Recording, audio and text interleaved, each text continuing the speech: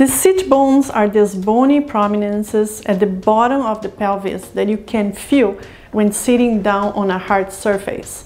They support your weight when you are seated and play an important role in stabilizing the pelvis.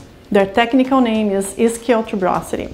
In this video, I'll answer some questions people ask me when they have pain in these sit bones. What causes sit bone pain? Are there specific exercises to alleviate sit bone pain?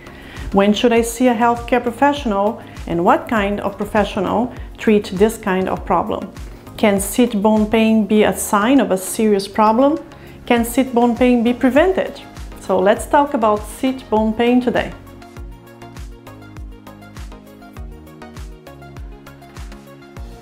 Before I continue, let me remind you that this video is not medical advice. The intent is for educational purposes only. If you have a condition that causes sit bone pain, please talk to your doctor or ask a physiotherapist. If there is an emergency, please call an ambulance or go to the nearest emergency department. Sit bone pain can be caused by a variety of conditions. It's usually either a bursitis or a tendinitis or both. But it could also be due to a systemic disease like psoriasis, which causes enthesitis and affects tendons, or diabetes, which affects the metabolic function of tendons and muscles. Let me start with the most common causes. Bursitis. Ischial bursitis is also known as weaver's bottom, due to the prevalence of this painful condition in weavers who must sit on the edge of their seat to operate their loom. Ischial tuberosity bursitis is an inflammation and irritation of the bursa located near the ischial tuberosity, which is this bone at the bottom of the pelvis. It can happen on one side only or both right and left bones. A bursa is a small fluid-filled sac that acts as a cushion between bones, tendons, and muscles. Its purpose is to reduce friction and provide smooth movement between these structures. Bursitis refers to inflammation of the bursa. When a bursa becomes inflamed, it can cause pain, swelling, and tenderness in the affected area. Ischial tuberosity bursitis occurs when there is a repetitive friction or pressure on the bursa, leading to irritation and inflammation. This can result from activities that involve prolonged sitting on hard surfaces, such as cycling, rowing, horseback riding. Additionally, direct trauma to these areas or conditions, such as rheumatoid arthritis or gout, can also contribute to the development of bursitis. If a person had a sudden weight gain, they may notice pain in the area because of the pressure on the bones. Or if the person lost muscle mass in that area, the muscles are not present to protect the bones and they are more prone to friction.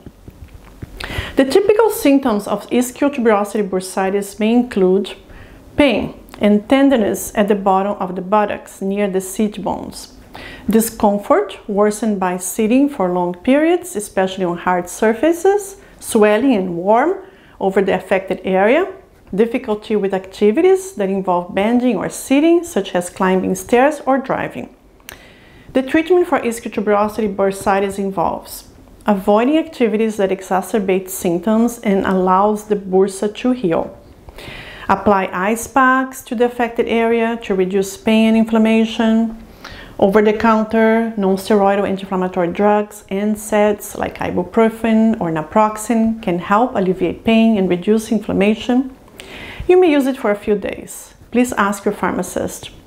Stretching and strengthening exercises can improve flexibility and muscle strength around the pelvis, reducing strain on the bursa. But try to avoid vigorous exercise for a few days. If you're not sure, please consult a physiotherapist. In some cases, a doctor may administer corticosteroid injections into the bursa to reduce inflammation and alleviate symptoms. Please check my other video here about steroid injections. Modify activities that aggravate symptoms and making ergonomic adjustments, such as using a cushioned seating or paddle bike shorts, can help prevent further irritation of the bursa. Hamstring tendinopathy. Another cause of sit bone pain is proximal hamstring tendinopathy. The hamstrings are this group of muscles that connect the pelvis to the thigh and the leg. Their functions is to bend the hip backwards, we call this hip extension, and to bend the knee backwards, we call this knee extension. The higher part of the hamstrings attach to the ischial tuberosity, here exactly at the sit bones on each side.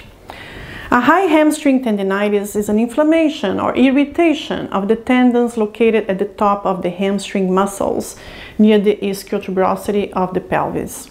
The person will feel pain in the buttock region, and it can significantly affect their ability to do daily activities such as walking. I prepared a summary for you that contains all the information in this video. Go to the description of this video below. There is a link for you to download this free summary. The main causes of high hamstring tendinitis are overuse or repetitive strain, engaging in activities that involve repetitive bending of the hip and knee joints such as running, jumping, or kicking can strain the hamstring tendons over time, leading to inflammation and injury. Poor biomechanics or faulty movement patterns such as overstriding or excessive forward pelvic tilt during running or improper techniques during weightlifting can place undue stress on the hamstring tendons, increasing the risk of tendinitis. Muscle imbalance, like weakness or tightness in the surrounding muscles, such as the glutes or hip flexors, can alter the biomechanics and place additional strain on the hamstring tendons. Also, a sudden increase in activity level, for example, rapidly escalating the intensity, duration, or frequency of exercises without proper conditioning and gradual progression can overload the hamstring tendons, leading to injury. Poor flexibility, for example, limited flexibility in the hamstrings and surrounding muscles, can predispose individuals to high hamstring tendinitis, as tight muscles are more prone to injury and strain. The treatment for high hamstring tendinitis include rest and activity modification. Initially, resting the affected leg and avoiding activities that exacerbate symptoms are essential to allow the tendons to heal. Modifying activities to reduce the stress on the hamstring tendons, such as avoiding high-impact exercises or activities that involve prolonged sitting, can aid in recovery. Applying ice to the affected area for 15-20 minutes several times a day can help alleviate pain and reduce inflammation. Non-steroidal anti-inflammatory drugs, NSAIDs, over-the-counter medications like ibuprofen or naproxen can help reduce pain and inflammation. However, it's important to use these medications as directed and consult a healthcare professional if there are concerns about side effects or interactions. Please talk to a pharmacist. And watch my other videos about NSAIDs. A structured physical therapy program focusing on stretching, strengthening, and proprioceptive exercises can promote healing, improve flexibility, correct muscle imbalances, and enhance overall function. Eccentric strengthening exercises in particular have shown benefit in rehabilitating hamstring tendinopathy. Eccentric exercises for the hamstrings involve lengthening the muscle while it is under tension rather than shortening it as in concentric exercises. Eccentric exercises are particularly beneficial for strengthening muscles. Also, gentle stretching exercises targeting the hamstring muscles and surrounding structures can help improve flexibility and alleviate tension in the affected areas.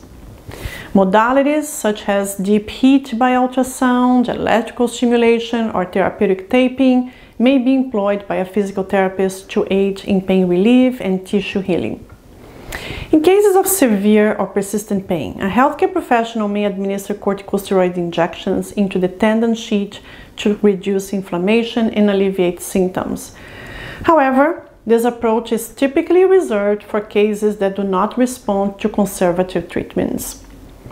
In case of chronic sit bone pain, when the person already tried exercises, activity modification, is using a soft cushion, taking breaks, had steroid injections, the doctor may suggest prolotherapy or PRP injections.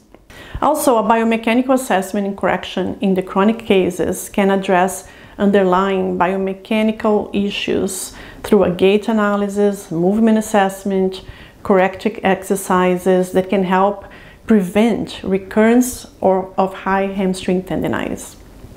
Once the symptoms have subsided, stability, flexibility, and a gradual return to activities under guidance of a healthcare professional is crucial to prevent re-injury.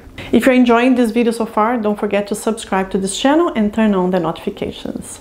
You should consider seeing a healthcare professional about sit bone pain if the pain in your sit bones persists for more than a few days, despite self-care measures such as rest, ice, and over-the-counter pain medications. It may indicate an underlying issue that requires medical attention. If the pain is severe, debilitating, or interfering with your ability to perform daily activities, it is important to seek medical evaluation to determine the cause and appropriate treatment. The doctor may order an ultrasound or MRI to see if there is fluid in the bursa or to see the tendons. If you experience difficulty or limitations in movement, such as difficulty walking, climbing stairs, or getting in and out of chairs due to sit bone pain, consulting a healthcare professional is advisable.